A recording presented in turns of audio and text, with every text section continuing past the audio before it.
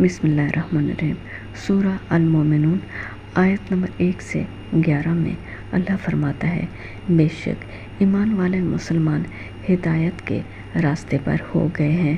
جو نماز میں عاجزی کرتے ہیں اور جو بیہودہ باتوں یا کاموں سے منہ موڑ لیتے ہیں، اور جو زکوٰۃ ادا کرتے ہیں، اور جو اپنے شرمگاہوں کی حفاظت کرتے ہیں،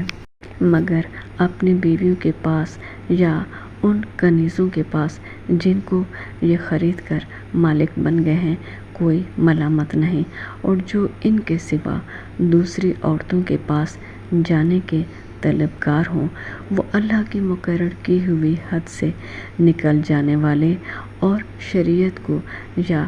اللہ کے قانون کو توڑنے والے لوگ ہیں، اور جو امانتوں اور اقراروں کو محفوظ رکھتے ہیں اور جو نمازوں کی پابندی کرتے ہیں، یہی مسلمان لوگ جنت کی میراث کو حاصل کرنے والے ہیں،